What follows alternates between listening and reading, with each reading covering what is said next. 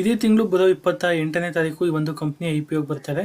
ಈ ಒಂದು ಕಂಪ್ನಿ ಹೆಸರು ಬಂದು ನೀವೆಲ್ಲರೂ ಕೇಳಿರ್ತೀರ, ತುಂಬ ಚೆನ್ನಾಗಿ ಗೊತ್ತಿರುತ್ತೆ. ವೆಹಿಕಲ್ಸು ಮತ್ತು ವೆಹಿಕಲ್ ಥಿಂಗ್ಸ್ಗಳನ್ನ ಯೂಸ್ ಮಾಡುವಂಥದ್ದು ಅಂಥವ್ರಿಗೆ ಚೆನ್ನಾಗಿ ಗೊತ್ತಿರುತ್ತೆ ಈ ಒಂದು ಕಂಪ್ನಿ ಬಗ್ಗೆ. ರೋಲೆಕ್ಸ್ ರಿಂಗ್ ಲಿಮಿಟೆಡ್ ಅಂತ ಈ ಒಂದು ಕಂಪ್ನಿ ತುಂಬ ಚೆನ್ನಾಗಿ ಫೇಮಸ್ ಕೂಡ ಹೌದು. ತುಂಬ ಜನ ಈ ಒಂದು ಕಂಪ್ನಿಯ ಒಂದು ಪ್ರಾಡಕ್ಟನ್ನು ಯೂಸ್ ಮಾಡ್ತಿರ್ತಾರೆ, ನಿಮಗೆ ಗೊತ್ತಿರುತ್ತೆ. ಅದೇ ಹೆಸರು ಮರ್ತಿರ್ಬೋದು. ಇದು ತುಂಬ ಫೇಮಸ್ ಕಂಪ್ನಿ, ನಮ್ಮ ಇಂಡಿಯಾ ಕಂಪ್ನಿ. ಇದು ಈ ಒಂದು ಕಂಪ್ನಿ IPOಗೆ ಬಂದಿರುವಂಥದ್ದು. ಈ ಒಂದು ಕಂಪ್ನಿಯ ಬಗ್ಗೆ ಇವತ್ತು ಫುಲ್ ಡೀಟೇಲನ್ನು ತಿಳ್ಕೊತಾ ಹೋಗೋಣ. ಈ ಒಂದು ಕಂಪ್ನಿ ಸ್ಟಾರ್ಟ್ ಆಗೋದು 2003ರಲ್ಲಿ ನಮ್ಮ ಇಂಡಿಯಾದಲ್ಲೇ ಪ್ರಾರಂಭ ಆಯಿತು. ಮತ್ತು ಈ ಒಂದು ಕಂಪ್ನಿ ನಮ್ಮ ದೇಶದಲ್ಲಿ ಇರುವಂತಹ ಆಟೋಮೋಟಿವ್ ಕಂಪ್ನಿಗಳಲ್ಲಿ, ಅಂದರೆ ಫಾರ್ಗಿಂಗ್ ಕಂಪ್ನಿಗಳಲ್ಲಿ 5 ಟಾಪ್ ಕಂಪ್ನಿಗಳಲ್ಲಿ ಇದು ಕೂಡ ಒಂದು. ನಮ್ಮ ಇಂಡಿಯಾದಲ್ಲಿ 5 ಫಾರ್ಗಿಂಗ್ ಟಾಪ್ ಕಂಪ್ನಿಗಳಲ್ಲಿ ಇದು ಕೂಡ ಒಂದಾಗಿದೆ. ಮತ್ತು ಈ ಒಂದು ಕಂಪ್ನಿ ಏನೇನು ಮ್ಯಾನುಫ್ಯಾಕ್ಚರ್ ಮಾಡುತ್ತೆ ಅಂತಂದರೆ, ಈ ಕಂಪ್ನಿ ಮ್ಯಾನುಫ್ಯಾಕ್ಚರ್ ಮಾಡೋದು ಆರ್ಟ್ ರೋಲೆಡ್ ಫಾರ್ಗಿಂಗ್. ಅಂದರೆ ಆರ್ಟ್ ರೋಲೆಡ್ ಅಂತಂದರೆ ಈ ಸ್ಟೀಲ್ಗೆ ಸಂಬಂಧಪಟ್ಟದ್ದು. ಸ್ಟೀಲನ್ನು ರೋಲ್ ಮಾಡುವಂತಹ ಒಂದು ಫಾರ್ಗಿಂಗನ್ನು ಮಾಡುತ್ತೆ. ಫಾರ್ಗೆಡ್ ಅಂತಂದರೆ ಇಲ್ಲೇ ನಿಮಗೆ ಸ್ಕ್ರೀನ್ ಮೇಲೆ ಕಾಣಿಸ್ತಾ ಇದೆ ಅನ್ಕೋತೀನಿ. ಫಾರ್ಜೆಡ್ ಅಂತಂದರೆ ಆ ಒಂದು ಸ್ಟೀಲನ್ನು ಒಂದು ಚೆನ್ನಾಗಿ ಒಂದು ಹಿತವಾಗಿ ತಂದು ಅದನ್ನು ಮ್ಯಾನುಫ್ಯಾಕ್ಚರ್ ಮಾಡುವಂಥದ್ದು, ಅದನ್ನು ಟ್ರೀಟ್ ಮಾಡಿ ಅದಕ್ಕೆ ಏನೇನು ಒಂದು ಸುತ್ತಿಗೆ ಏಟನ್ನು ಹೊಡೆದು ಅದನ್ನು ಒಂದು ಶೇಪ್ ಕೊಡುವಂಥದ್ದು, ಅದನ್ನು ಫಾರ್ಜೆಡ್ ಅಂತ ಕರೀತಾರೆ. ಸ್ಟೀಲ್ಗೆ ಒಂದು ಶೇಪನ್ನು ಕೊಡುವಂಥದ್ದು, ಅದನ್ನು ಕಾಯಿಸಿ ಗಟ್ಟಿ ಮಾಡುವಂಥ ಒಂದು ಶಕ್ತಿ ಕೊಡುವಂಥದ್ದನ್ನು ಫಾರ್ಜೆಡ್ ಅಂತ. ಅದಕ್ಕೋಸ್ಕರ ಆರ್ಟ್ ರೋಲೆಡ್ಸ್ ಫಾರ್ಜೆಡ್. ಮತ್ತು ಮಿಷಿನ್ ಬಿಯರಿಂಗ್ ರಿಂಗ್ಸ್ ಅಂತ ಅಂತಾರೆ. ಇಲ್ಲಿ ಸ್ಕ್ರೀನ್ ಮೇಲೆ ಕಾಣಿಸ್ತಾ ಇದೆ ಅನ್ಕೋತೀನಿ. ಮಿಷಿನ್ ಬಿಯರಿಂಗ್ ರಿಂಗ್ಸ್ ಅಂತಂದರೆ ಇದನ್ನು ತುಂಬ ಜನ ವೆಹಿಕಲ್ಸಿಗೆ ಯೂಸ್ ಮಾಡ್ತಾರೆ, ಕೆಲವೊಂದು ಮಿಷಿನ್ಗಳಿಗೆ ಯೂಸ್ ಮಾಡ್ತಾರೆ. ಅದನ್ನು ಯಾವುದೇ ಒಂದು ಸಮಸ್ಯೆ ಆಗದೆ ಇರಲಿ, ಯಾವುದೇ ಒಂದು ಸ್ಫೋಟ ಆಗದೆ ಇರಲಿ ಅಂತ ಆ ಒಂದು ರಿಂಗನ್ನು ಒಂದು ಸೇಫ್ಟಿಗೆ ಆ ಮಿಷಿನ್ ಜಾಗದಲ್ಲಿ ಈ ಒಂದು ಬಿಯರಿಂಗ್ ರಿಂಗ್ ಅಂತ ಕೊಡ್ತಾರೆ. ಬಿಯರಿಂಗ್ ಅಂದರೆ ತಡೆಯುವಂಥದ್ದು. ಮಿಷಿನ್ಗೆ ಯಾವುದೇ ಒಂದು ಎಫೆಕ್ಟ್ ಆದಾಗ ಅದು ದೊಡ್ಡದಾಗಿ ಬಂದು ಈಚೆಗೆ ಹೊಡೆಯೋ ಬದಲು ಆ ಮಿಷಿನ್ ಬಿಯರಿಂಗ್ ರಿಂಗನ್ನು ಕೊಟ್ಟರೆ ಅಲ್ಲಿ ಆಗುವಂಥ ಅನಾಹುತವನ್ನು ತಪ್ಪಿಸುವಂಥ ಕೆಲಸವನ್ನು ಈ ಮಿಷಿನ್ ಬಿಯರಿಂಗ್ ರಿಂಗ್ಸನ್ನು ಮಾಡುತ್ತೆ. ಮತ್ತು ಆ ಮಿಷಿನ್ ಬಿಯರಿಂಗ್ ರಿಂಗ್ಸಲ್ಲಿ ಕೆಲವೊಂದಷ್ಟು ಪ್ರಾಡಕ್ಟನ್ನು ಕೂಡ ಮ್ಯಾನುಫ್ಯಾಕ್ಚರ್ ಮಾಡ್ತಾರೆ. ಇದು ಇಂಡಸ್ಟ್ರಿಗೆ ಬೇಸ್ಡ್ ಆಗಿರುವಂಥದ್ದು. ಇನ್ನು ಆಟೋಮೋಟಿವ್ ಕಾಂಪೊನೆಂಟ್ಸ್, ನಿಮ್ಗೆ ಇಲ್ಲಿ ಸ್ಕ್ರೀನ್ ಮೇಲೆ ಕಾಣಿಸ್ತಾ ಇರೋ ಹಾಗೆ ಆಟೋಮೋಟಿವ್ ಕಾಂಪೊನೆಂಟ್ಸ್ ಅಂದರೆ ನಟ್ಟು ಬೋಲ್ಟ್ಗಳನ್ನು ಲೂಸ್ ಮಾಡುವಂಥದ್ದು, ತೆಗೆಯುವಂಥದ್ದು, ಹಾಕುವಂಥದ್ದು, ಟೈಟ್ ಮಾಡುವಂಥದ್ದು, ತುಂಬ ಒಂದು ಈ ಆಟೋಮೋಟಿವ್ ಕಾಂಪೊನೆಂಟ್ಗಳನ್ನು ಮ್ಯಾನುಫ್ಯಾಕ್ಚರ್ ಮಾಡುತ್ತೆ. ಇದಿಷ್ಟು ಈ ಒಂದು ಕಂಪ್ನಿಯ ಬಿಸ್ನೆಸ್ ಅರ್ಥ ಆಗಿದೆ ಅನ್ಕೋತೀನಿ. ಆರ್ಟ್ ರೋಲೆಡ್ ಫಾರ್ಜೆಡ್ ಅಂತಂದರೆ ಸ್ಟೀಲನ್ನು ಮ್ಯಾನುಫ್ಯಾಕ್ಚರ್ ಮಾಡೋದು, ಅದವಾಗಿ ಅದನ್ನು ಕುಟ್ಟಿ ತಯಾರು ಮಾಡುವಂಥ ಒಂದಷ್ಟು. ಇದು ಭದ್ರಾವತಿಗೆ ಹೋದರೆ ನಿಮ್ಗೆ ಗೊತ್ತಾಗುತ್ತೆ, ಇಲ್ಲಿ ಸ್ಕ್ರೀನ್ ಮೇಲೂ ಕಾಣಿಸ್ತಾ ಇದೆ, ನಿಮ್ಗೆ ಅರ್ಥ ಆಗುತ್ತೆ ಏನು ಬಿಸ್ನೆಸ್ ಮಾಡ್ತಾರೆ ಅಂತ. ಇನ್ನು ಮಿಷಿನ್ ಬಿಯರಿಂಗ್ ರಿಂಗ್ಸು ಮತ್ತು ಆಟೋಮೋಟಿವ್ ಕಾಂಪೊನೆಂಟ್ಸು ಇದಿಷ್ಟನ್ನು ಈ ಒಂದು ಕಂಪ್ನಿ ಮ್ಯಾನುಫ್ಯಾಕ್ಚರ್ ಮಾಡ್ತದೆ. ಈ ಕಂಪ್ನಿ ಈ ಒಂದು ಫಾರ್ಗಿಂಗ್ ಅನ್ನೋ ಒಂದು ಬಿಸ್ನೆಸ್ ಮಾಡ್ತಿದೆಯಾ, ಅಂದರೆ ಸ್ಟೀಲನ್ನು ಮ್ಯಾನುಫ್ಯಾಕ್ಚರ್ ಮಾಡೋದು, ಅದವಾಗಿ ಅದನ್ನು ಕುಟ್ಟಿ ತಟ್ಟಿ ಮಾಡುವಂತಹ ಈ ಒಂದು ಬಿಸ್ನೆಸ್ನಲ್ಲಿ ನಮ್ಮ ದೇಶದಲ್ಲಿ ಟಾಪ್ 5 ಕಂಪ್ನಿಯಲ್ಲಿ ಈ ಕಂಪ್ನಿ ಕೂಡ ಒಂದಾಗಿರುವಂಥದ್ದು. ಇದು ಕೂಡ ಒಂದು ಕಾಂಪಿಟೇಟಿವ್ ಸ್ಟ್ರೆಂತ್ ಅಂತ ಹೇಳ್ತೀನಿ. ಒಂದು ಕಂಪ್ನಿಗೆ ಟಾಪ್ 5 ಕಂಪ್ನಿಗಳಲ್ಲಿ ಇದು ಕೂಡ ಒಂದಾಗಿರೋದು ಒಂದು ಸ್ಟ್ರೆಂತ್ ಅಂತಲೇ ಹೇಳ್ತೀನಿ.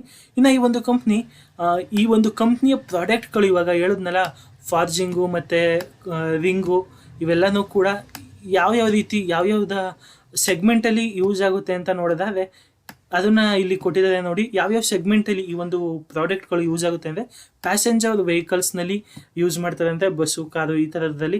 ಮತ್ತು 2 ವೀಲರ್ಸ್ಗಳು ಅಂದರೆ ಸ್ಕೂಟರ್ಗೂ ಕೂಡ ಈ ಒಂದು ಆಟೋಮೋಟಿವ್ ಕಾಂಪೊನೆಂಟು ಅಥವಾ ಮಿಷಿನ್ಗಳನ್ನ ಫಾರ್ಜಿಂಗ್ಸ್ಗಳಿಗೆ ಬೇಕಾಗಿರುವಂಥ ಸ್ಟೀಲು, ಅವು ಇವು ಕಬ್ಬಿಣಗಳನ್ನು ಮ್ಯಾನುಫ್ಯಾಕ್ಚರ್ ಮಾಡುತ್ತಂತೆ. ಅದಕ್ಕೂ ಕೂಡ ಈ ಒಂದು ಕಂಪ್ನಿಯ ಪ್ರಾಡಕ್ಟ್ ಯೂಸ್ ಆಗುತ್ತೆ. ಕಮರ್ಷಿಯಲ್ ವೆಹಿಕಲ್ಸ್ಗಳಲ್ಲಿ ಯೂಸ್ ಆಗುತ್ತಂತೆ, ಮತ್ತು ಎಲೆಕ್ಟ್ರಿಕಲ್ ವೆಹಿಕಲ್ಸು ಮತ್ತು ಆಫ್ ಹೈವೇ ವೆಹಿಕಲ್ಸ್ಗಳಲ್ಲೂ ಈ ಒಂದು ಕಂಪ್ನಿಯ ಪ್ರಾಡಕ್ಟು ಯೂಸ್ ಆಗ್ತಾ ಇದೆ. ಮತ್ತು ಇಂಡಸ್ಟ್ರಿಯಲ್ ಮಿಷಿನ್ಗಳಲ್ಲಿ ನಾನು ಆಗಲೇ ಹೇಳಿದಾಗೆ ಆ ಒಂದು ಮಿಷಿನ್ ಬೇರಿಂಗ್ ರಿಂಗನ್ನು ಇಂಡಸ್ಟ್ರಿಯಲ್ಲಿ ತುಂಬ ಜನ ಯೂಸ್ ಮಾಡ್ತಾರೆ ಇಂಡಸ್ಟ್ರಿಗಳಲ್ಲಿ. ಅದಕ್ಕೂ ಕೂಡ ಇಂಡಸ್ಟ್ರಿಯಲ್ ಮಿಷಿನರಿಗಳಿಗೋಸ್ಕರ ಯೂಸ್ ಮಾಡ್ತಾರೆ. ಮತ್ತು ವಿಂಡ್ ಟರ್ಬೈನ್ಸ್ ಅಂತ ಅದರಲ್ಲೂ ಕೂಡ ಇದನ್ನು ಯೂಸ್ ಮಾಡ್ತಾರೆ. ವಿಂಡ್ ಅಂದರೆ ಕರೆಂಟನ್ನು ತಯಾರು ಮಾಡುವಂಥ ವಿಂಡ್ ಟರ್ಬೈನ್ಸಲ್ಲೂ ಕೂಡ ಇದನ್ನು ಯೂಸ್ ಮಾಡ್ತಾರೆ.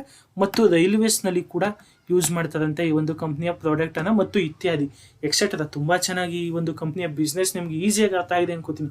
ಈ ಒಂದು ಕಂಪ್ನಿಯ ಈ ಬಿಸ್ನೆಸ್ಸನ್ನು ನೀವು ನೋಡಿದ್ರೆ ಇಂಥ ಕಂಪ್ನಿನಲ್ಲಿ ನಾವು ಕೂಡ ಇನ್ವೆಸ್ಟ್ಮೆಂಟ್ ಮಾಡ್ಬೋದು ಅಂತ ನಿಮ್ಗೆ ಅನ್ನಿಸ್ತಾ ಇದೆ ಅನ್ಕೋತೀನಿ. ತುಂಬ ಚೆನ್ನಾಗಿದೆ ಈ ಒಂದು ಕಂಪ್ನಿಯ ಬಿಸ್ನೆಸ್ಸು.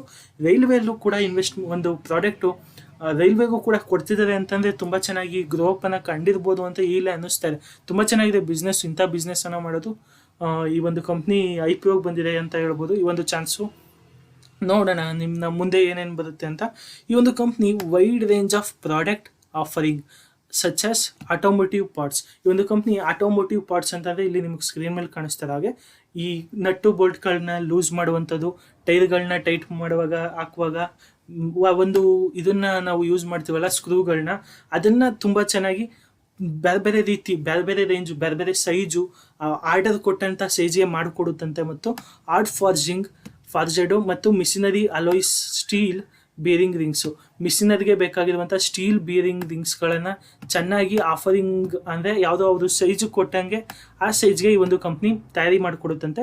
ಈ ಒಂದು ಕಂಪ್ನಿ ಎಲ್ಲಿಂದ ಎಷ್ಟು ಕೆಪಾಸಿಟಿ, ಎಷ್ಟು ಸೈಜ್ಗಳನ್ನ ಮಾಡ್ತಾ ಹೋಗುತ್ತೆ ಅಂದರೆ, ಬೇಕಾದ್ರೆ ಆ ಒಂದು ಕಂಪ್ನಿಯ ಪ್ರಾಡಕ್ಟ್ಗಳು ಯಾವ ರೀತಿ ವೆಯ್ಟ್ ಅಂತಂದರೆ, ಆ ಒಂದು ಕಂಪ್ನಿಯ ಪ್ರಾಡಕ್ಟು 0.01 kg ಅಷ್ಟು ಕಡಿಮೆದು, ಅಷ್ಟು ಕಡಿಮೆದೂ ಕೂಡ ಮ್ಯಾನುಫ್ಯಾಕ್ಚರ್ ಮಾಡ್ತಾರೆ. ಮತ್ತು 163 ಪ್ಲಸ್ ಅಂತ ಇದೆ, 163ಕ್ಕಿಂತ ಹೆಚ್ಚು ತೂಕದ ಭಾರದ ಒಂದು ಪ್ರಾಡಕ್ಟನ್ನು ಈ ಒಂದು ಕಂಪ್ನಿ ಮ್ಯಾನುಫ್ಯಾಕ್ಚರ್ ಮಾಡುತ್ತೆ. ಅಂದರೆ ಒಂದು ದೊಡ್ಡ ಇಂಡಸ್ಟ್ರಿ ಇರ್ಬೋದು, ಅದಕ್ಕೆ ಎಷ್ಟೋ KG ಅಷ್ಟು ಬೇರಿಂಗ್ ರಿಂಗ್ ಬೇಕಾಗುತ್ತೆ, ಅದು ಕೂಡ ಮಾಡಿಕೊಡುತ್ತೆ. ತುಂಬ ಚಿಕ್ಕ ಇಂಡಸ್ಟ್ರಿಗೆ, ಚಿಕ್ಕ ಮಿಷಿನ್ಗಳಿಗೆ ಅಥವಾ ನಮ್ಮ ಗಾಡಿಗಳಿಗೆ, ಇಂಜಿನ್ಗಳಿಗೆ ಬೇಕಾಗಿರುವಂಥ ಮಿಷಿನರಿ ಬೇರಿಂಗ್ಸ್ಗಳು ತುಂಬ ಚಿಕ್ಕದಾಗಿರುತ್ತೆ. ಅದು 1 kg ಆಗಿರ್ಬೋದು ಅಥವಾ 500 ಗ್ರಾಮ್ ಆಗಿರ್ಬೋದು. ಅಂಥ ಚಿಕ್ಕ ಒಂದು ಪ್ರಾಡಕ್ಟನ್ನು ಕೂಡ ಹಿಡಿದು ದೊಡ್ಡ ಪ್ರಾಡಕ್ಟ್ ಗಂಟನೂ ಮ್ಯಾನುಫ್ಯಾಕ್ಚರ್ ಮಾಡ್ತಾ ಇದೆ. ಇದು ಕೂಡ ಅಬ್ಸಲ್ಯೂಟ್ಲಿ ವೆರಿ ಗುಡ್ ಅಂತ ಹೇಳ್ತೀನಿ. ಚಿಕ್ಕದಿಂದ ಹಿಡಿದು ದೊಡ್ಡ ತನಕನೂ ಮಾಡ್ತಾ ಇರುವಂಥದ್ದು ಈ ಒಂದು ಕಂಪ್ನಿ. ಡಿಫ್ರೆಂಟ್ ಇಂಡಸ್ಟ್ರಿಯಲ್ಲಿ ವರ್ಕ್ ಮಾಡ್ತಾರೆ ಈ ಒಂದು ಕಂಪ್ನಿ. ಆಟೋಮೋಟಿವ್ಸ್ ಆಗಿರ್ಬೋದು, ಇಂಡಸ್ಟ್ರಿಯಲ್ ಇನ್ಫ್ರಾಸ್ಟ್ರಕ್ಚರು, ರೈಲ್ವೇಸು, ರಿನ್ಯೂವಬಲ್ ಎನರ್ಜಿಗಳಿಗೆ ಈ ಒಂದು ಕಂಪ್ನಿ ಚೆನ್ನಾಗಿ ಈ ಒಂದು ಡಿಫ್ರೆಂಟ್ ಡಿಫ್ರೆಂಟ್ ತೂಕದ ಪ್ರಾಡಕ್ಟನ್ನು ಮಾಡಿಕೊಡುತ್ತಂತೆ. ಇನ್ನು ಈ ಒಂದು ಕಂಪ್ನಿಯ ಬಗ್ಗೆ ನೀವು ಮುಂದೆ ನೋಡ್ತಾ ಹೋದರೆ, company supplies it's product both domestic and ಹೇಳಪ್ಪ ಅಂದರೆ, ಈ ಒಂದು ಕಂಪ್ನಿ ನಮ್ಮ ದೇಶ ಅಷ್ಟೇ ಅಲ್ಲದೆ ಬೇರೆ ಬೇರೆ ದೇಶಕ್ಕೂ ಕೂಡ ಸಪ್ಲೈನ ಮಾಡ್ತಾರೆ ಅಂತ ಹೇಳ್ತಾ ಇದ್ದಾರೆ. ನೀವು ಇಲ್ಲಿ ಗಮನಿಸ್ತಾ ಹೋದರೆ ನೋಡಿ, ಇಲ್ಲಿ ಡೊಮೆಸ್ಟಿಕ್ ಅಂತಂದರೆ ನಮ್ಮ ದೇಶ, ಮತ್ತು ಇಂಟರ್ನ್ಯಾಷನಲ್ ಗ್ರೌಂಡ್ ಅಂದರೆ ಬೇರೆ ದೇಶದ ನೆಲಗಳಿಗೆ ಅಂತ ಅರ್ಥ. ಟು ಆಟೋಮೋಟಿವ್ ಕಾಂಪೊನೆಂಟ್ಸ್, ಇಲ್ಲಿ ನಿಮ್ಗೆ ಕಾಣಿಸ್ತಾ ಇರ್ಬೋದು, automotive components leading bearing manufacturing such as ಅಂತಂದರೆ, ಆಟೋಮೋಟಿವ್ ಕಾಂಪೊನೆಂಟ್ಸ್ಗಳ ಕೆಲಸವನ್ನು ಮಾಡುವಂಥ, ಬಿಸ್ನೆಸ್ಸನ್ನು ಮಾಡುವಂಥ ಬೇರೆ ಬೇರೆ ದೇಶದ ಕಂಪ್ನಿಗಳಿಗೆ ಈ ಒಂದು ಕಂಪ್ನಿ ತನ್ನ ಒಂದು ಪ್ರಾಡಕ್ಟನ್ನು ಕೊಡ್ತಾ ಇದೆ. ಅದರಲ್ಲಿ ಯಾವುದಾದಪ್ಪ ಅಂದರೆ SRF ಇಂಡಿಯಾ ಮತ್ತು ಸ್ಟಫ್ರಲ್ ಇಂಡಿಯಾ ಮತ್ತು ಟೈಮ್ಕಿನ್ ಇಂಡಿಯಾ ಅನ್ನೋ ಒಂದು ಕಂಪ್ನಿಗಳಿಗೆ ತುಂಬ ಚೆನ್ನಾಗಿ ಎಕ್ಸ್ಪೋರ್ಟನ್ನು ಮಾಡ್ತಿದೆ ಅಂತ ತನ್ನ ಪ್ರಾಡಕ್ಟನ್ನು, ಮತ್ತು ಇತ್ಯಾದಿಗಳು. ಮತ್ತು 2020 ಪ್ರಕಾರ ಈ ಒಂದು ಕಂಪ್ನಿ ಎಕ್ಸ್ಪೋರ್ಟ್ ಮಾಡಿರೋದು ಎಷ್ಟಕ್ಕೆ ಅಂದರೆ, ಬಿಯರಿಂಗ್ ರಿಂಗ್ಸ್ಗಳನ್ನ ಮತ್ತು ಆಟೋಮೋಟಿವ್ ಕಾಂಪೊನೆಂಟ್ಸ್ಗಳನ್ನ ಈ ಒಂದು ಕಂಪ್ನಿ 17ಕ್ಕೂ ಹೆಚ್ಚು ಕಂಟ್ರಿಗಳಿಗೆ ಎಕ್ಸ್ಪೋರ್ಟ್ ಮಾಡಿದೆಯಂತೆ. ಫ್ರಾನ್ಸ್ನಲ್ಲಿ, ಇಟಾಲಿಯಲ್ಲಿ, ಜರ್ಮನಿಯಲ್ಲಿ, ಥೈಲ್ಯಾಂಡಲ್ಲಿ, ಕೆಜೆಕ್ ರಿಪಬ್ಲಿಕ್ ಮತ್ತು USA ಮತ್ತು ಬೇರೆ ಬೇರೆ ಕಂಟ್ರಿಗಳೇ ತನ್ನ ಆಟೋಮೋಟಿವ್ ಪ್ರಾಡಕ್ಟು ಮತ್ತು ಬೇರಿಂಗ್ ರಿಂಗನ್ನು 17ಕ್ಕೂ ಹೆಚ್ಚು ಕಂಪ್ನಿಗಳಿಗೆ ಈ ಒಂದು ಕಂಪ್ನಿ ತನ್ನ ಪ್ರಾಡಕ್ಟನ್ನು 17ಕ್ಕೂ ಹೆಚ್ಚು ಕಂಪ್ನಿಗೆ 2020 ಪ್ರಕಾರ ಕಳಿಸಿದೆ ಅಂತೆ. ಇನ್ನು ಈ ಒಂದು ಕಂಪ್ನಿ ಹೇಳಬೇಕು ಅಂತಂದರೆ, ಮುಂದೆ ಬೇರೆ ಬೇರೆ ದೇಶಕ್ಕೆ ಯಾವ ರೀತಿ ಎಕ್ಸ್ಪೆಂಡ್ ಮಾಡ್ತು ಅಂತ ಈಗ ತಿಳ್ಕೊಂಡಿದ್ದೀರಾ. ಜೊತೆಗೆ ಈ ಒಂದು ಕಂಪ್ನಿ 3 ಮ್ಯಾನುಫ್ಯಾಕ್ಚರಿಂಗ್ ಪ್ಲ್ಯಾಂಟನ್ನು ಹೊಂದಿದೆಯಂತೆ. ಒಂದು ಎಲ್ಲಿದೆ ಅಂತಂದರೆ, ಈ 3 ಮ್ಯಾನುಫ್ಯಾಕ್ಚರಿಂಗ್ ಪ್ಲ್ಯಾಂಟ್ ಬಂದು ಒಂದೇ ಕಡೆ ಇದೆ, ಅದು ಜಾರ್ಕೋಟ್ ಅನ್ನೋ ಒಂದು ಜಾಗದಲ್ಲಿ. ಅದು 3 ಮ್ಯಾನುಫ್ಯಾಕ್ಚರಿಂಗ್ ಪ್ಲ್ಯಾಂಟ್ ಜೊತೆಗೆ 22 ಫಾರ್ಗಿಂಗ್ ಲೈನ್ಸ್ಗಳನ್ನು ಹೊಂದಿದೆಯಂತೆ. ಅಲ್ಲಿ ನಿಮಗೆ ಸ್ಕ್ರೀನ್ ಮೇಲೆ ಕಾಣಿಸ್ತಾ ಇದೆ, 22 ಫಾರ್ಗಿಂಗ್ ಲೈನ್ಸನ್ನು ಅದೇ ಜಾಗದಲ್ಲಿದೆ. 3 ಮ್ಯಾನುಫ್ಯಾಕ್ಚರಿಂಗ್ ಪ್ಲ್ಯಾಂಟ್ ಕೂಡ ಅದೇ ಜಾಗದಲ್ಲಿ ಮಾಡ್ತಾ ಇದೆಯಂತೆ. ಈ ಫಾರ್ಗಿಂಗ್ ಲೈನ್ಸ್ ಅಂತಂದ್ರೆ ಏನಪ್ಪ ಅಂದರೆ, ನೀವು ಈ ಮಿಷಿನ್ಗಳಲ್ಲಿ ಒಂದು ದೊಡ್ಡ ದೊಡ್ಡ ಭದ್ರಾವತಿ ಫ್ಯಾಕ್ಟ್ರಿನೆಲ್ಲ ರೀತಿ ನೀವು ಹೋಗಿದ್ರೆ ಈಸಿಯಾಗಿ ಗೊತ್ತಾಗುತ್ತೆ. ಆ ಒಂದು ಕಬ್ಬಿಣವನ್ನು ಕಾಯಿಸಿ ಅಲ್ಲಿಗೆ ಒಂದು ಪ್ರೆಸ್ ಮಾಡಿ ಅದಕ್ಕೆ ಒಂದು ಶೇಪ್ ಕೊಡ್ತಾರಲ್ಲ, ಆ ರೀತಿ ಮಾಡೋದಕ್ಕೆ 22 ಫಾರ್ಗಿಂಗ್ ಲೈನ್ಸ್ಗಳಿದೆಯಂತೆ. ಇದು ವೆರಿ ಗುಡ್ ಅಂತ ಹೇಳ್ತೀನಿ ನಾನು. ಮತ್ತು ವಿತ್ ಅಗ್ರಿಗೇಟೆಡ್ ಇನ್ಸ್ಟಾಲ್ ಕೆಪಾಸಿಟಿ ಎಷ್ಟಿದೆ ಅಂತಂದರೆ, ಈ ಒಂದು ಕಂಪ್ನಿದು 1,44,750 ಮೆಟ್ರಿಕ್ ಟನ್ ಪರ್ ಆ್ಯನಮ್ ಇದೆ ಅಂತೆ. 1,44,770 ಮೆಟ್ರಿಕ್ ಟನ್ ಪರ್ ಆ್ಯನಮ್. ಇದುವರೆಗೂ ನಾನು IPO ವಿಡಿಯೋ ಮಾಡಿದಲ್ಲಿ ಈ ರೀತಿಯಾದಂಥ ಇನ್ಸ್ಟಾಲ್ಡ್ ಕೆಪಾಸಿಟಿ ನಾನು ನೋಡೇ ಇಲ್ಲ, ಯಾವುದರಲ್ಲೂ ಕೂಡ ಬಂದೂ ಇಲ್ಲ. ಯಾವ ಕಂಪ್ನಿನಲ್ಲೂ ಎಲ್ಲ 1000ದಲ್ಲೇ ಇರ್ತಿತ್ತೆ ಹೊರತು 1 ಲಕ್ಷಕ್ಕೆ ಯಾವತ್ತು ಬಂದಿರಲಿಲ್ಲ. ಇದೊಂದೇ company 1,44,750 metric ton per annum. Metric ton ಅಂತಂದ್ರೆ ಏನಿಲ್ಲ, ಟನ್ ಅನ್ನೋದನ್ನ ಮೆಟ್ರಿಕ್ ಟನ್ ಅಂತ ಹೇಳ್ತಾರೆ. 1,44,750 ಟನ್ ಅಂತಾನೆ ಅರ್ಥ. ವರ್ಷಕ್ಕೆ ಇಷ್ಟು ಇನ್ಸ್ಟಾಲೆಡ್ ಕೆಪಾಸಿಟಿಯನ್ನು ಹೊಂದಿದೆಯಂತೆ. ತುಂಬ ಗುಡ್ ಅಂತೀನಿ. ಇನ್ನು ಈ ಒಂದು ಕಂಪ್ನಿಯ ಕಾಂಪಿಟೇಟಿವ್ ಸ್ಟ್ರೆಂತ್ ಅನ್ನು ನೀವು ನೋಡ್ತಾ ಹೋದರೆ, ಈ ಒಂದು ಕಂಪ್ನಿ ಲೀಡಿಂಗ್ನಲ್ಲಿದೆ. ಫಾರ್ಗಿಂಗ್ ಕಂಪ್ನಿಗಳಲ್ಲಿ ಇಂಡಿಯಾದಲ್ಲಿ ಈ ಒಂದು ಕಂಪ್ನಿ ಲೀಡಿಂಗ್ನಲ್ಲಿದೆ. ಟಾಪ್ 5ನಲ್ಲಿ ಇದು ಕೂಡ ಒಂದಾಗಿರೋದ್ರಿಂದ ಲೀಡಿಂಗ್ನಲ್ಲಿದೆ ಅಂತ ಹೇಳ್ತಾರೆ. ಮತ್ತು ಇನ್ನೊಂದು ಏನಪ್ಪ ಅಂತಂದರೆ, ಸ್ಟ್ರಾಂಗ್ ಮ್ಯಾನುಫ್ಯಾಕ್ಚರಿಂಗ್ ಕೇಪಬಿಲಿಟೀಸ್. ನೋಡಿ, ಇಲ್ಲಿ ನಾನು ಹೇಳ್ದಂಗೆ ನಾನು ಯಾವುದ್ರಲ್ಲೂ IPOದಲ್ಲಿ ಮಾಡಿದಾಗೆ ಈ ಒಂದು ಮೆಟ್ರಿಕ್ ಟನ್ ಪ್ರಯಾಣವು 1,44,750 ನೋಡೇ ಇಲ್ಲ. ಇದೊಂದರಲ್ಲೇ ಎಷ್ಟು ಕೆಪಾಸಿಟಿ ಇರೋದು ಇದು ಕೂಡ ಹೇಳ್ತದೆ. ಇದು ಕೆಪಾಸಿಟಿ ಕೇಪಬಿಲಿಟೀಸ್ ಏನಿದೆಯಪ್ಪ, ಸ್ಟ್ರಾಂಗ್ ಮ್ಯಾನುಫ್ಯಾಕ್ಚರಿಂಗ್ ಕೇಪಬಿಲಿಟೀಸ್ ಇದೆ, ತುಂಬ ಹೆಚ್ಚು ಕೇಪಬಿಲಿಟೀಸ್ ಇದೆ, ತುಂಬ ಬೇಗ ಈ ರೀತಿ ಇನ್ಸ್ಟಾಲೇಟ್ ಕೆಪಾಸಿಟಿ ಇದೆ ಅಂತಂದರೆ ಜಾಸ್ತಿ ಪ್ರಾಡಕ್ಟನ್ನು ಮ್ಯಾನುಫ್ಯಾಕ್ಚರ್ ಮಾಡ್ಬೋದು. ಇನ್ನು ಕಾಂಪ್ರಿಹೆನ್ಸಿವ್ ಪ್ರಾಡಕ್ಟ್ ಪೋರ್ಟ್ಫೋಲಿಯೋ ಅಂತಂದರೆ ಈ ಒಂದು ಕಂಪ್ನಿಯ ಪ್ರಾಡಕ್ಟ್ಗಳು ಒಂದೇ ರೀತಿ ಇಲ್ಲ. ಬರೀ ನಟ್ಟು ಬೋಲ್ಟನ್ನು ಮ್ಯಾನುಫ್ಯಾಕ್ಚರ್ ಮಾಡಲ್ಲ, ಅದನ್ನು ಲೂಸ್ ಮಾಡೋದು ಟೈಟ್ ಮಾಡೋದು ಅಂತಲ್ಲ. ನಾನು 3 ಥರ ಓದಿದೆ. ಅಲ್ಲಿ ಬೇರೆ ಬೇರೆ ಸೆಗ್ಮೆಂಟ್ಗೆ, ವಿಂಡ್ ಎನರ್ಜಿಗೆ ಮತ್ತು ಬಸ್ಸು, ಕಾರು, ನಮ್ಮ ವೆಹಿಕಲ್ಸ್ಗಳಿಗೆ, ಬೇರೆ ಬೇರೆ ರೀತಿ ರೈಲಿಗೆ ಬೇಕಾಗಿರುವಂಥದ್ದು, ಇಂಡಸ್ಟ್ರಿಗೆ ಬೇಕಾಗಿರುವಂತಹ ರಿಂಗ್ಸನ್ನು ಮ್ಯಾನುಫ್ಯಾಕ್ಚರ್ ಮಾಡುತ್ತೆ. ಮತ್ತು ಆಟೋಮೋಟಿವ್ ಕಾಂಪೊನೆಂಟ್ಗಳು, ಇದೆಲ್ಲ ಕೂಡ ಬೇರೆ ಬೇರೆ ದೇಶ ಅಷ್ಟೇ ಅಲ್ಲದೆ ನಮ್ಮ ದೇಶದಲ್ಲೂ ಕೂಡ ಬೇರೆ ಬೇರೆ ದೇಶದಲ್ಲೂ 17ಕ್ಕೂ ಹೆಚ್ಚು ಕಂಪ್ನಿಗಳಿಗೆ ಎಕ್ಸ್ಪೋರ್ಟ್ ಕೂಡ ಮಾಡಿದೆ. ಈ ರೀತಿಯಾದಂಥ ಒಂದು ಪ್ರಾಡಕ್ಟ್ ಪೋರ್ಟ್ಫೋಲಿಯೋ ಅಂತಂದರೆ ಬೇರೆ ಬೇರೆ ಥರ ಬಿಸ್ನೆಸ್ಸು, ಬೇರೆ ಬೇರೆ ಥರ ಪ್ರಾಡಕ್ಟನ್ನು ಮಾಡ್ಕೊಂಡಿದೆ ಅಂತ ಹೇಳ್ತಾರೆ ಅದು. ಇನ್ನು ಈ ಒಂದು company geographically diversified revenue base ಅಂತಂದರೆ ಒಂದು ಆಟೋಮೋಟಿವ್ ಕಾಂಪೊನೆಂಟ್ನಿಂದ ಒಂದಷ್ಟು ರೆವೆನ್ಯೂ ಬಂದರೆ ಇನ್ನೊಂದಷ್ಟು ಈ ಇಂಡಸ್ಟ್ರಿಯಲ್ ಮೆಷಿನರಿಂಗ್ಸ್ಗಳಿಂದ ಒಂದಷ್ಟು ಲಾಭ ಬರುತ್ತೆ. ಇನ್ನೊಂದಷ್ಟು ರೆವೆನ್ಯೂ ಒಂದು ಫಾರ್ಗಿಂಗ್ ಅಂದರೆ ಕಬ್ಬಣ ಇದು ಮಾಡೋದು, ಅದರಿಂದ ಒಂದಷ್ಟು ಲಾಭವನ್ನು ರೆವೆನ್ಯೂನ ಕಾಣ್ತದೆ. ಈ ಡೈವರ್ಸಿಫೈಡ್ ರೆವೆನ್ಯೂನ ಕಾಣ್ತಾ ಇದ್ದಾರೆ. ಮತ್ತು ಜಿಯೋಗ್ರಫಿಕಲ್ ಅಂದರೆ ಪ್ರಪಂಚದಾದ್ಯಂತ. ಮತ್ತು strong consistent financial performance track record. ಇವರೊಂದು ಫೈನಾನ್ಷಿಯಲಿ ಪರ್ಫಾರ್ಮೆನ್ಸು ತುಂಬ ಚೆನ್ನಾಗಿ ಸ್ಟ್ರಾಂಗ್ ಆಗಿ ದುಡ್ಡು ವ್ಯವಹಾರ ಚೆನ್ನಾಗಿ ನಡೀತಾ ಇದೆ ಅಂತ ಈ ಒಂದು ಕಂಪ್ನಿಯ ಬಗ್ಗೆ. ಇನ್ನು ಈ ಒಂದು ಕಂಪ್ನಿಯ ಪ್ರಮೋಟರ್ಸನ್ನು ನೋಡ್ತಾ ಹೋದರೆ ರೂಪೇಶ್ ದಯಾಶಂಕರ್ ಮದೇಕಾ ಅಂತ ಇದೆ. ಇವರು ಈ ಒಂದು ಕಂಪ್ನಿಯ ಪ್ರಮೋಟರ್ಸು. ಮತ್ತು ಜಿತೇನ್ ದಯಾಶಂಕರ್ ಮದೇಕ್ ಮತ್ತು ಮಾನೇಶ್ ದಯಾಶಂಕರ್ ಮದೇಕಾ ಮತ್ತು ಪಿನ್ಕಿನ್ ದಯಾಶಂಕರ್ ಮದೇಕಾ ಅನ್ನೋರು ಮತ್ತು ಭೌತಿಕ್ Dayashankar ಮದೇಕಾ are the company promoters. ರೂಪೇಶು ಮತ್ತು ಜಿತೇಶು, ಮಾನೇಶು, ಪಂಕಿನ್ ಮತ್ತು ಭೌತಿಕ್, ಇವರಿಷ್ಟು ಜನ ನನ್ನ ಪ್ರಕಾರ ಫ್ಯಾಮಿಲಿ ಮೆಂಬರ್ಸು, ಮಕ್ಕಳು ಅನಿಸುತ್ತೆ. ದಯಾಶಂಕರ್ ಮಡೇಕಾ ಅಂತಂದರೆ ಅವರ ತಂದೆ ಇರ್ಬೋದು ಅಥವಾ ತಾಯಿ ಇರ್ಬೋದು. ಆ ಒಂದು ಹೆಸರನ್ನು, ಫ್ಯಾಮಿಲಿ ಹೆಸರನ್ನು ಜೋಡಣೆ ಮಾಡ್ಕೊಂಡು ಬಂದಿದ್ದಾರೆ. ಇವರಿಷ್ಟು ಜನ ಕೂಡ ಈ ಒಂದು ಕಂಪ್ನಿಯ ಪ್ರಮೋಟರ್ಸು. ಇನ್ನು ಈ ಒಂದು ಕಂಪ್ನಿಯ ಫೈನಾನ್ಷಿಯಲ್ ಪರ್ಫಾರ್ಮೆನ್ಸ್ ಹೇಗೆ ನಡೀತಾ ಇದೆ ಇದರ ಬಗ್ಗೆ ತಿಳ್ಕೊತಾ ಹೋಗೋಣ. ಈಗ ನಿಮ್ಗೆ ಇಲ್ಲಿ ಕಾಣಿಸ್ತಾ ಇದೆ ಅನ್ಕೋತೀನಿ ಈ ಒಂದು ಕಂಪ್ನಿಯ ಫೈನಾನ್ಷಿಯಲ್ ಪರ್ಫಾರ್ಮೆನ್ಸು. ಇಲ್ಲಿ ನೀವು ನೋಡ್ಬೋದು ಈ ಒಂದು ಕಂಪ್ನಿ ಫೈನಾನ್ಷಿಯಲಿ ತುಂಬ ಚೆನ್ನಾಗಿ ಪರ್ಫಾರ್ಮ್ ಮಾಡಿದೆ ಅಂತ ಅನ್ಕೋತೀನಿ. ಟೋಟಲ್ ಅಸೆಟ್ ಬಂದು ಈ ಒಂದು ಕಂಪ್ನಿಯ 2018ರಿಂದ ಸಿಕ್ಕಿರೋ ಅಸೆಟ್ಟು, ಟೋಟಲ್ ಅಸೆಟ್ ಬಂದು 2018ರಲ್ಲಿ ಈ ಒಂದು ಕಂಪ್ನಿಗೆ 803 ಕೋಟಿಯಷ್ಟು ಟೋಟಲ್ ಅಸೆಟ್ ಇತ್ತು. 2019ರಲ್ಲಿ 782 ಕೋಟಿಯಷ್ಟು ಟೋಟಲ್ ಅಸೆಟ್ ಆಯಿತು. ಅಂದರೆ ಒಂದು ಸ್ವಲ್ಪ ಡಿಕ್ರೀಸ್ ಆಗಿಬಿಟ್ಟಿದೆ ಅಸೆಟ್ಟು. ಆದರೆ 2020ರಲ್ಲಿ 686 ಕೋಟಿಯಷ್ಟು ಟೋಟಲ್ ರೆವೆನ್ಯೂ ಆಯಿತು. ತುಂಬ ಡಿಕ್ರೀಸ್ ಆಗ್ತಾಯಿದೆ. ಆದರೆ 2020 ಈಗ ಸೆಪ್ಟೆಂಬರ್ ತನಕ ಇವ್ರದ್ದು ಏನಿತ್ತು ಅಂತಂದರೆ 671 ಕೋಟಿಯಷ್ಟು ಟೋಟಲ್ ಅಸೆಟ್ ಆಗಿದೆ. ಈ ಅಸೆಟ್ಟು ಇನ್ಕ್ರೀಸ್ ಆಗೋ ಬದಲು ಡಿಕ್ರೀಸ್ ಆಗಿಬಿಟ್ಟಿದೆ. ಇನ್ನು ಈ ಒಂದು ಕಂಪ್ನಿಯ ರೆವೆನ್ಯೂ ನೋಡ್ತಾ ಹೋಗೋಣ. ರೆವೆನ್ಯೂ ನೋಡಿದ್ರೆ ಈ ಒಂದು 2018ರಲ್ಲಿ ಈ ಒಂದು ಕಂಪ್ನಿ ಮಾರ್ಚ್ನ ಅಡಿಯಲ್ಲಿ 2018ರಲ್ಲಿ ಈ ಒಂದು ಕಂಪ್ನಿಯ ಟೋಟಲ್ ರೆವೆನ್ಯೂ ಬಂದು 791 ಕೋಟಿಯಷ್ಟು ಟೋಟಲ್ ರೆವೆನ್ಯೂ ಇದೆ. 2019ರಲ್ಲಿ 911 ಕೋಟಿ, 2020ರಲ್ಲಿ 675 ಕೋಟಿ, 2020 ಸೆಪ್ಟೆಂಬರ್ ತನಕ ಈ ಒಂದು ಕಂಪ್ನಿದು ರೆವೆನ್ಯೂ ಬಂದು 225 ಕೋಟಿ. ರೆವೆನ್ಯೂ ಲಾಕ್ಡೌನ್ ಆಗಿರೋದ್ರಿಂದ ಒಂದು ಸ್ವಲ್ಪ ಡಿಕ್ರೀಸ್ ಆಗಿದೆ ಅನ್ಕೋತೀನಿ. ಆದರೆ 2021ರ ಈಗಿನ ಒಂದು ರೆವೆನ್ಯೂ ಸಿಕ್ಕಿಲ್ಲ. ಆದರೆ 2020ರ ಮಾರ್ಚ್ನಲ್ಲಿ ಕರೋನಾ ಕಾಣಿಸ್ಕೊಂಡಿದ್ದು, 2020ರ ಸೆಪ್ಟೆಂಬರ್ನಲ್ಲಿ ಕೂಡ ಲಾಸನ್ನು ಕಂಡಿದ್ದಾರೆ. ಇವರು ರೆವೆನ್ಯೂ ಡಿಕ್ರೀಸ್ ಆಗಿದೆ, ಲಾಸ್ ಆಗಿಲ್ಲ, ಡಿಕ್ರೀಸ್ ಆಗಿದೆ. ಇನ್ನು ಈ ಒಂದು ಕಂಪ್ನಿಯ ಪ್ರಾಫಿಟನ್ನು ನೋಡ್ತಾ ಹೋದರೆ ಈ ಒಂದು ಕಂಪ್ನಿಯ ಪ್ರಾಫಿಟ್ 2018ರಲ್ಲಿ 72 ಕೋಟಿಯಷ್ಟು ಪ್ರಾಫಿಟನ್ನು ಇವರು ಮಾಡ್ಕೊಂಡಿದ್ದಾರೆ. 2019ರಲ್ಲಿ 59 ಕೋಟಿಯಷ್ಟು ಪ್ರಾಫಿಟ್ ಮಾಡಿದ್ದಾರೆ. 2020 ಮಾರ್ಚ್ ತನಕ 52 ಕೋಟಿಯಷ್ಟು ಪ್ರಾಫಿಟನ್ನು ಮಾಡ್ಕೊಂಡಿದ್ದಾರೆ. 52 ಕೋಟಿಯಷ್ಟು ಪ್ರಾಫಿಟು, ಅಂದರೆ ಅಲ್ಲಿಗೆ ಏನೂ ಜಾಸ್ತಿ ವ್ಯತ್ಯಾಸ ಆಗಿಲ್ಲ. ಅದೇ 2020ರ ಸೆಪ್ಟೆಂಬರ್ ತನಕ, ಅಂದರೆ 2019 ಮಾರ್ಚ್ನಿಂದ 2020ರ ಸೆಪ್ಟೆಂಬರ್ ತನಕ 25 ಕೋಟಿಯಷ್ಟು ಪ್ರಾಫಿಟನ್ನು ಮಾಡಿದ್ದಾರೆ.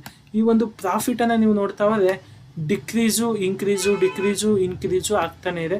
ಇದನ್ನು ಗಮನಿಸಿದ್ರೆ ಒಂದು ಸ್ವಲ್ಪ ಕಂಪ್ನಿಯ ಎಕ್ಸ್ಪೋರ್ಟು ಇಂಪೋರ್ಟು ಒಂದು ಸ್ವಲ್ಪ ವೇರಿ ಆಗಿರ್ಬೋದು ಅಂತ ಅನ್ಕೋತೀನಿ. ಅದೇ ಬಿಸ್ನೆಸ್ಲಿ ತುಂಬ ಚೆನ್ನಾಗಿದೆ. ಇವರು IPO ಬಂದಿರೋದು ಎಂತಕ್ಕೆ ಅಂತ ನೋಡ್ತಾ ಹೋಗೋಣ. ಮೊದಲು ಈಗ ಅಬ್ಜೆಕ್ಟಿವ್ಸ್ ಆಫ್ ಇಶ್ಯೂಸ್. ಈ ಒಂದು ಕಂಪ್ನಿ IPO ಬಂದಿರೋದು funding long term working capital requirement. ಅಂದರೆ long term working capital requirement ಅಂದರೆ ತುಂಬ ದೀರ್ಘಾವಧಿಗೆ ಏನೇನೋ ಒಂದು ಏನು ಮಾಡಬೇಕು, ಬಿಸ್ನೆಸ್ನ ನಡೆಸೋದಕ್ಕೆ ಏನೇನು ಬೇಕು ದುಡ್ಡು, ಅಷ್ಟು ದುಡ್ಡನ್ನು ಬೇಕು ಅಂತ ಕ್ಯಾಪಿಟಲ್ ರಿಕ್ವೈರ್ಮೆಂಟ್ಗೋಸ್ಕರ ಬಂದಿದ್ದಾರೆ. ಅಂದರೆ ಆ ಒಂದು ಕಂಪನಿನ ಚೆನ್ನಾಗಿ ನಡೆಸೋದಕ್ಕೆ ಬೇಕಾಗಿರುವಂಥ ದುಡ್ಡು. ಬೇರೆ ಬೇರೆ ಮಿಷಿನನ್ನು ತಗೋಬೋದು, ಅಥವಾ ಲಾಂಗ್ ಟರ್ಮ್ಗೋಸ್ಕರ ಈ ಒಂದು ಕಂಪ್ನಿನಲ್ಲಿ ಬೇರೆ ಬೇರೆ ಬ್ರ್ಯಾಂಚಸ್ಸನ್ನು ಮಾಡ್ತಾ ಹೋಗ್ಬೋದು. ಈ ಒಂದು ಲಾಂಗ್ ಟರ್ಮ್ ಕ್ಯಾಪಿಟಲ್ ರಿಕ್ವೈರ್ಮೆಂಟ್ಗೋಸ್ಕರ ಬಂದಿದೆ ಈ ಒಂದು ಕಂಪ್ನಿ IPOಗೆ ಬಂದಿರೋದು. ಮತ್ತು ಜನರಲ್ ಕಾರ್ಪೊರೇಟ್ ಪರ್ಪಸ್ ಅಂದರೆ ಜನರಿಗೆ ಒಂದು ಇದನ್ನು ಸಂಬಳವನ್ನು ಕೊಡುವಂಥದ್ದು, ಬೋನಸ್ ಕೊಡುವಂಥದ್ದು, ಇದನ್ನು ಜನರಲ್ ಕಾರ್ಪೊರೇಟ್ ಪರ್ಪಸ್ ಅಂತ ಹೇಳ್ತಾರೆ. ಏನೇನು ಡೀಟೇಲ್ಸ್ ಇದೆ, ಯಾವತ್ತು ಮತ್ತೆ ಮತ್ತು ಯಾವತ್ತು ಕ್ಲೋಸ್ ಆಗುತ್ತೆ ಅನ್ನೋದ್ರ ಬಗ್ಗೆ ತಿಳ್ಕೊಳ್ಳೋಣ. ಈಗ ನಿಮ್ಗೆ ಇಲ್ಲಿ ಕಾಣಿಸ್ತಾ ಇದೆ ಸ್ಕ್ರೀನಲ್ಲಿ ಅನ್ಕೋತೀನಿ. ಓಪನಿಂಗ್ ಡೇಟು ಜುಲೈ 28ನೇ ತಾರೀಕು ಈ ಒಂದು ಕಂಪ್ನಿ ಓಪನ್ ಆಗ್ತದೆ. ಜುಲೈ 30ನೇ ತಾರೀಕು ಈ ಒಂದು ಕಂಪ್ನಿ IPO ಡೇಟು ಕ್ಲೋಸ್ ಆಗುತ್ತೆ. ನೀವು ಆ 28ರಿಂದ 30ರ ಒಳಗಡೆ ನೀವು IPOಗೆ ಅಪ್ಲೈಯನ್ನು ಮಾಡಬೇಕಾಗುತ್ತೆ. ಈ ಒಂದು ಕಂಪ್ನಿ ಬುಕ್ ಬಿಲ್ಟ್ ಇಶ್ಯೂನಲ್ಲಿ ಬಂದಿದೆ ಮತ್ತು ₹10 ಫೇಸ್ ವ್ಯಾಲ್ಯೂ ಬಂದಿರೋಂಥದ್ದು ವೆರಿ ಗುಡ್ ಅಂತ ಹೇಳ್ತೀನಿ. ಒಳ್ಳೆಯ ಫೇಸ್ ವ್ಯಾಲ್ಯೂ. ಮತ್ತು ಶೇರ್ ಪ್ರೈಸು ಎಷ್ಟಪ್ಪ ಅಂತಂದರೆ ₹880ರಿಂದ ₹990ವರೆಗೂ ಮಧ್ಯದಲ್ಲಿ ಬಂದಿದ್ದಾರೆ. ನೀವು ಈ ಒಂದು ಅಪ್ಲಿಕೇಶನನ್ನು ಹಾಕೋದಾದ್ರೆ ಈ ಒಂದು IPOಗೆ ಹೈಯರ್ ಪ್ರೈಸ್ ಬ್ಯಾಂಡನ್ನು ನೀವು ಹಾಕಬೇಕಾಗುತ್ತೆ. ಇನ್ನು ಒಂದು ಲಾಟನ್ನು ನೀವು ಪರ್ಚೇಸ್ ಮಾಡಲೇಬೇಕು. ಅದಕ್ಕೆ ಒಂದು ಲಾಟ್ನಲ್ಲಿ 16 ಶೇರ್ಗಳಿರುತ್ತೆ. ಮಿನಿಮಮ್ಮು 16 ಶೇರ್ಗಳನ್ನು ನೀವು ಪರ್ಚೇಸ್ ಮಾಡಲೇಬೇಕು. BSE ಮತ್ತು NSE ಎರಡರಲ್ಲೂ ಕೂಡ ಈ ಒಂದು ಕಂಪ್ನಿ ಲೀಸ್ಟ್ ಆಗ್ತಾರೆ. ಮತ್ತು ಈ ಒಂದು ₹10 ಫೇಸ್ ವ್ಯಾಲಿಗೆ ಅವರು ಎಷ್ಟು ಈ ಒಂದು IPOಗೆ ಬಂದಿರೋದ್ರಲ್ಲಿ ಎಷ್ಟು ದುಡ್ಡನ್ನು ಕಲೆಕ್ಟ್ ಮಾಡ್ಕೋಬೇಕು ಅಂತಿದ್ದಾರೆ ಅಂದರೆ ಅದು 731 ಕೋಟಿಯನ್ನು ಕಲೆಕ್ಟ್ ಮಾಡ್ಕೋಬೇಕು ಅಂತ ಬಂದಿದ್ದಾರೆ IPOಗೆ. ಇದು ಒಂದು ಸ್ವಲ್ಪ ಕಡಿಮೆ ಅಮೌಂಟು ಅಂತಲೇ ಅನ್ಕೋತೀನಿ. ಚಿಕ್ಕ ಅಮೌಂಟನ್ನು ಕಲೆಕ್ಟ್ ಮಾಡೋದಕ್ಕೆ ಬಂದಿದ್ದಾರೆ. ಬೇಜಾನ್ ಕಂಪ್ನಿಗಳು 20,000 30,000 ಕೋಟಿ ಕಲೆಕ್ಟ್ ಮಾಡೋಕ್ಕೂ ಬರ್ತವೆ. ಇದು 1,000 ಕೋಟಿಗೂ ಕೂಡ ಬಂದಿಲ್ಲ. ಅದೇ ಇದೊಂದು ನೆಗೆಟಿವ್ ಅಂತ ಹೇಳ್ತೀನಿ. ಮತ್ತು ಫ್ರೆಶ್ ಇಶ್ಯೂ ಅಂದರೆ ಹೊಸ್ದಾಗಿ ಶೇರುಗಳನ್ನು ಹುಟ್ಟಾಕ್ತಾ ಇರೋದು 56 ಕೋಟಿ ಶೇರ್ಗಳು ಮಾತ್ರ. ಬೆಲೆ ಬಾಳೋ ಶೇರು 56 ಕೋಟಿ ಶೇರ್ಗಳಲ್ಲ, 56 ಕೋಟಿ ಬೆಲೆ ಬಾಳುತ್ತೆ. ಅವ್ರು ಬಂದಿರೋದು 731 ಕೋಟಿ ಕಲೆಕ್ಟ್ ಮಾಡೋಕ್ಕೆ. ಅದರಲ್ಲಿ 56 ಕೋಟಿ ಹೊಸ್ದಾಗಿ ಪಡ್ಕೋಬೇಕು ಅಂತ. ಇನ್ನು ಮಿಕ್ಕುದು ಪ್ರಮೋಟರ್ಸ್ಗೆ ಅಂತಲೇ ಹೋಗುತ್ತೆ. ಅದು ಅವರು ಎಕ್ಸಿಟ್ ಆಗ್ತಾರೆ. ಕೆಲವೊಂದು ಪ್ರಮೋಟರ್ಸು 675 ಕೋಟಿಯಷ್ಟು ಪ್ರಮೋಟರ್ಸ್ಗೆ ಹೊಂಟೋಗುತ್ತೆ. ಇದು ಒಂದು ನೆಗೆಟಿವ್ ಬಿಸ್ನೆಸ್ಸನ್ನು ಮಾಡ್ತಾ ಇದೆ. ಕೆಲವೊಂದಷ್ಟು ಫಿಟ್ ವೇರಿಯೇಷನ್ ಆದರೂ ಕೂಡ ಲಾಕ್ಡೌನ್ ಆಗಿರೋದ್ರಿಂದ ಒಂದಷ್ಟು ಕರೋನಾ ಸಿಚುವೇಶನ್ ವೇರಿ ಆಗಿರ್ಬೋದು. ಅದೇ ಒಂದು ಈ ಒಂದು ಪ್ರಮೋಟರ್ಸ್ ಎಕ್ಸಿಟ್ ಆಗ್ತಿರೋದು ಒಂದು ರೀತಿ ಈ ಒಂದು ಕಂಪ್ನಿಗೆ ನೆಗೆಟಿವ್ ಅಂತ ಹೇಳ್ತೀನಿ. ಇನ್ನು ಈ ಒಂದು ಕಂಪ್ನಿ ಟೇಬಲನ್ನು ನೀವು ಗಮನಿಸ್ತಾ ಹೋದರೆ 28ನೇ ತಾರೀಕು ಈ ತಿಂಗಳು IPO ಓಪನ್ ಆಗಿ 30ನೇ ತಾರೀಕು ಕ್ಲೋಸ್ ಆಗ್ತಾಯಿದೆ. ಮತ್ತು 4ನೇ ತಾರೀಕು ನಿಮಗೆ ಆಗಸ್ಟ್ 4 ಅಲಾಟ್ಮೆಂಟ್ ಆಗಿದೆಯಾ ಅಂತ ಗೊತ್ತಾಗುತ್ತೆ, ಅಪ್ಲೈ ಮಾಡಿದೆ. ಮತ್ತು 5ನೇ ತಾರೀಕು ನಿಮಗೆ ನಿಮ್ಮ ಅಕೌಂಟ್ ಫಂಡ್ ಆಗುತ್ತೆ, ನಿಮಗೆ ಅಲಾಟ್ಮೆಂಟ್ ಆಗಿಲ್ಲ ಅಂತಂದರೆ. ಇನ್ನು ಶೇರ್ಗಳು ನಿಮಗೆ ಅಲಾಟ್ಮೆಂಟ್ ಆಗಿದೆ 6ನೇ ತಾರೀಕು ಡಿಮ್ಯಾಟ್ ಅಕೌಂಟ್ನಲ್ಲಿ ಕಾಣಿಸ್ಕೊಳ್ಳುತ್ತೆ. ಮತ್ತು ಆಗಸ್ಟ್ 9 ನಿಮಗೆ IPO ಈ ಒಂದು ಕಂಪ್ನಿ ಲೀಸ್ಟ್ ಆಗುತ್ತೆ. ನೀವು ಶಾರ್ಟ್ ಟರ್ಮ್ಗೆ ಲೀಸ್ಟಿಂಗ್ ಏನನ್ನ ಪಡ್ಕೋಬೇಕು ಅಂದರೆ ಆ ಟೈಮ್ನಲ್ಲಿ ನೀವು ಸೇಲ್ ಮಾಡ್ಬೋದು. ಇನ್ನು ಈ ಒಂದು ಕಂಪ್ನಿಯಲ್ಲಿ ಮಿನಿಮಮ್ ಶೇರ್ಗಳನ್ನ ನೀವು ಪರ್ಚೇಸ್ ಮಾಡಬೇಕು. ಎಷ್ಟು ದುಡ್ಡನ್ನು ಹಾಕಬೇಕು ಅಂದರೆ ಮಿನಿಮಮ್ 1 ಲಾಟು ಅಂದರೆ 16 ಶೇರ್ಗಳನ್ನ ನೀವು ಪರ್ಚೇಸ್ ಮಾಡಲೇಬೇಕು. ಮಿನಿಮಮ್ ₹14,400 ನೀವು ಇನ್ವೆಸ್ಟ್ಮೆಂಟ್ ಮಾಡಲೇಬೇಕು. ಮ್ಯಾಕ್ಸಿಮಮ್ 13 ಲಾಟ್ಗೆ ನೀವು ಅಪ್ಲೈಯನ್ನು ಮಾಡ್ಬೋದಾಗಿರುತ್ತೆ. ಅದರಲ್ಲಿ ನಿಮಗೆ ಸಿಗುವಂಥದ್ದು 208 ಶೇರ್ಗಳು ಸಿಗ್ತಾ ಹೋಗುತ್ತೆ. ನೀವು ಆ ಒಂದು 208 ಶೇರ್ಗಳನ್ನ ಪರ್ಚೇಸ್ ಮಾಡಬೇಕು ಅಂದರೆ ಮ್ಯಾಕ್ಸಿಮಮ್ಮು ₹1,87,200 ನೀವು ಅಕೌಂಟ್ನಲ್ಲಿಟ್ಟು ಲಾಕ್ ಮಾಡಬೇಕಾಗುತ್ತೆ. ಇದಿಷ್ಟು ಈ ಒಂದು ಕಂಪ್ನಿಯ ಫುಲ್ ಇನ್ಫಾರ್ಮೇಷನು. ಇನ್ನು ಈ ಒಂದು ಕಂಪ್ನಿಯ ಬಗ್ಗೆ ಗ್ರೇ ಮಾರ್ಕೆಟ್ ಪ್ರೀಮಿಯಂ ಹೇಗಿದೆ ಅಂತ ತಿಳ್ಕೊತಾ ಹೋಗೋಣ. ಆ ಒಂದು ಗ್ರೇ ಪ್ರೀಮಿಯಮನ್ನು ನೀವು ನೋಡ್ತಾ ಹೋದರೆ ಈ ಒಂದು ಗ್ರೇ ಮಾರ್ಕೆಟ್ ಪ್ರೀಮಿಯಂ ಮೇಲೆ ನೀವು ಶಾರ್ಟ್ ಟರ್ಮ್ ಇನ್ವೆಸ್ಟ್ಮೆಂಟ್ ಮಾಡೋದಾ ಅಥವಾ ಲಾಂಗ್ ಟರ್ಮ್ ಇನ್ವೆಸ್ಟ್ಮೆಂಟ್ ಮಾಡೋದಾ ಅಂತ ನೀವು ತಿಳ್ಕೊತಾ ಹೋಗ್ತೀರಾ. ಇದನ್ನು ನೀವು ಗಮನಿಸಲೇಬೇಕಾಗುತ್ತೆ. ಗ್ರೇ ಮಾರ್ಕೆಟ್ ಪ್ರೀಮಿಯಮು ಇನ್ನು ಈ ಒಂದು ಕಂಪನಿಯ ಗ್ರೇ ಮಾರ್ಕೆಟ್ ಪ್ರೀಮಿಯಮನ್ನು ನೀವು ಗಮನಿಸ್ತಾ ಹೋದರೆ ನಿಮಗಿಲ್ಲಿ ಕಾಣಿಸ್ತಾ ಇದೆ ರೋಲೆಕ್ಸ್ ರಿಂಗ್ ಅಂತ 28ನೇ ತಾರೀಕು 30ನೇ ತಾರೀಕು ಈ ಒಂದು ಕಂಪ್ನಿಯ IPO ಇರುವಂಥದ್ದು. ಪ್ರೀಮಿಯಂ ಎಷ್ಟಿದೆ ಅಂತಂದರೆ ಲೀಸ್ಟ್ ಆಗುವಾಗ ಒಂದು ಶೇರಿಗೆ ₹550 ಲಾಭವನ್ನು ನೀವು ಪಡ್ಕೋಬೋದು ಅಂತ ಈ ಒಂದು ಗ್ರೇ ಮಾರ್ಕೆಟ್ ಪ್ರೀಮಿಯಂ ಹೇಳ್ತಿದೆ. ಇಲ್ಲಿ ನಿಮ್ಗೆ ಕಾಣಿಸ್ತಾ ಇರುವಂಥದ್ದು ಒಂದು ₹550 ಮುಂದೆ ನಾಳೆ ಕಡಿಮೆ ಆಗ್ಬೋದು ಅಥವಾ ಜಾಸ್ತಿ ಆಗ್ಬೋದು. ಒಂದು ಮಾರ್ಕೆಟ್ ಸಿಚುವೇಶನ್ ಮೇಲೆ ಡಿಪೆಂಡ್ ಆಗುತ್ತೆ ಮತ್ತು ಎಷ್ಟು ಜನ ಅಪ್ಲೈ ಮಾಡ್ತಾರೆ ಅದ್ರ ಮೇಲೆ ಕೂಡ ಡಿಪೆಂಡ್ ಆಗುತ್ತೆ. ಈ ಒಂದು ಕಂಪ್ನಿ ಗ್ರೇ ಮಾರ್ಕೆಟ್ ಪ್ರೀಮಿಯಂ ಬಂದು ₹550 ಇದೆ. ಮತ್ತು ಈ ಒಂದು ಕಂಪ್ನಿಗೆ ನೀವು ಅಪ್ಲೈ ಮಾಡಬೇಕು ಅಂದ್ಕೊಂಡಿದ್ರೆ ನನ್ನ ಪ್ರಕಾರ ನಾನು ಈ ಒಂದು ಕಂಪ್ನಿಯನ್ನು ಸದ್ಯಕ್ಕೆ ತಗೊಳ್ಳೋದು ಚೆನ್ನಾಗಿದೆ. ಒಟ್ಟಿನಲ್ಲಿ ನೀವು ದುಡ್ಡಿದ್ರೆ ಅಕಸ್ಮಾತ್ ತಗೊಳ್ಳಿ. ಲಾಂಗ್ ಟರ್ಮ್ಗೂ ಕೂಡ ತುಂಬ ಚೆನ್ನಾಗಿದೆ. ಲಾಂಗ್ ಟರ್ಮ್ ಇನ್ವೆಸ್ಟ್ಮೆಂಟ್ ಮಾಡಬೇಕು ಅಂದ್ಕೊಂಡಿರೋದು ಮಾಡ್ಬೋದು. ಯಾಕೆಂದರೆ ತುಂಬ ಚೆನ್ನಾಗಿ ಬೇರೆ ಬೇರೆ ಕಂಟ್ರಿಗಳಿಗೆ ಈ ಒಂದು ಕಂಪ್ನಿ ತುಂಬ ಚೆನ್ನಾಗಿ ಎಕ್ಸ್ಪೋರ್ಟ್ ಏನೋ ಅದೇ ಒಂದು ಇದಿಲ್ಲ. ಈ ಒಂದು ಕಂಪ್ನಿ ಗ್ಲೆನ್ಮಾರ್ಕ್ ಲೈಫ್ ಸೈನ್ಸ್ ಬಗ್ಗೆನೂ ನಾನು ಮಾಡಿದೆ ಈ ಹಿಂದೆ. ಎರಡು ಕೂಡ ಆಲ್ಮೋಸ್ಟ್ ಒಂದು ದಿನ ಬಿಟ್ಟು ಒಂದಿನ IPO ಬರ್ತಾ ಇದೆ. ಎರಡು ಕೂಡ ಚೆನ್ನಾಗಿದೆ. ಅದರಲ್ಲಿ ರೋಲೆಕ್ಸ್ ರಿಂಗು ಬಿಸ್ನೆಸ್ ತುಂಬ ಚೆನ್ನಾಗಿದೆ ಗ್ಲೆನ್ಮಾರ್ಕ್ ಲೈಫ್ ಸೈನ್ಸ್ಗಿಂತ. ಅದು ಬರೀ ಫಾರ್ಮಸ್ಯೂಟಿಕಲ್ ಸೆಕ್ಟರ್ನಲ್ಲಿದೆ. ಇದು ಒಂದು ರೀತಿ ವೆಹಿಕಲ್ಸ್ಗಳಿಗೆ ಬೇಕಾಗುತ್ತೆ. ಮುಂದೆ ಎಲೆಕ್ಟ್ರಿಕ್ ವೆಹಿಕಲ್ಸ್ಗಳಿಗೆ ಬೇಕಾಗಿರುವಂಥದ್ದನ್ನು ಕೂಡ ಮ್ಯಾನುಫ್ಯಾಕ್ಚರ್ ಮಾಡೋದ್ರಿಂದ ಈ ಒಂದು ಕಂಪ್ನಿ ಒಂದೇ ರೀತಿಯಲ್ಲ ವೆಹಿಕಲ್ಸ್ ಅಷ್ಟೇ ಅಲ್ಲ, ಟ್ರೈನ್ಸ್ಗಳಿಗೂ ಮತ್ತು ಇಂಡಸ್ಟ್ರಿಯಲ್ಲಿ ಬೇಕಾಗಿರುವಂಥ ಕೆಲವೊಂದು ಮಿಷಿನ್ಗಳಿಗೂ ಕೂಡ ಈ ಒಂದು ಕಂಪ್ನಿಯ ಪ್ರಾಡಕ್ಟ್ ಯೂಸ್ ಆಗುತ್ತೆ. ಈಗ ಅಕಸ್ಮಾತ್ ಲಾಸಲ್ಲಿ ಇರ್ಬೋದು ಅಥವಾ ಲಾಸಲ್ಲಿ ಇಲ್ಲ, ಪ್ರಾಫಿಟಲ್ಲೇ ಇದೆ. ಆದರೆ ಲಾಸು ಇದು ಪ್ರಾಫಿಟು ತುಂಬ ಮೇಲೆ ಕೆಳಗಡೆ ಓಡಾಡ್ತಾರೆ. ಆದರೂ ಈ ಒಂದು ಕಂಪ್ನಿ ಫಂಡಮೆಂಟಲಿ ಒಂದು ರೀತಿ ಸ್ಟ್ರಾಂಗ್ ಆಗಿದೆ ಅಂತ ಕಾಣಿಸುತ್ತೆ. ನೀವು ಲಾಂಗ್ ಟರ್ಮ್ ಇನ್ವೆಸ್ಟ್ಮೆಂಟ್ ಮಾಡಬೇಕು ಅಂದ್ಕೊಂಡ್ರೆ ಈ ಒಂದು ಕಂಪ್ನಿಯಲ್ಲಿ ಲಾಂಗ್ ಟರ್ಮ್ ಇನ್ವೆಸ್ಟ್ಮೆಂಟನ್ನು ಮಾಡ್ಬೋದು. ಶಾರ್ಟ್ ಟರ್ಮ್ಗೆ ನಿಮ್ಗೆ ಗೊತ್ತಾಗಿದೆ ಗ್ರೇ ಮಾರ್ಕೆಟ್ ಪ್ರೀಮಿಯಮು ತುಂಬ ಚೆನ್ನಾಗೇ ಇದೆ. ಗ್ಲೆನ್ಮಾರ್ಕ್ ಲೈಫ್ ಸೈನ್ಸ್ದು ಇಲ್ಲೇ ಕಾಣಿಸ್ತಾ ಇದೆ, ₹150 ಗ್ರೇ ಮಾರ್ಕೆಟ್ ಪ್ರೀಮಿಯಮ್ ಇದೆ ಇವತ್ತು ಈ ಒಂದು ವಿಡಿಯೋ ಮಾಡುವಾಗ.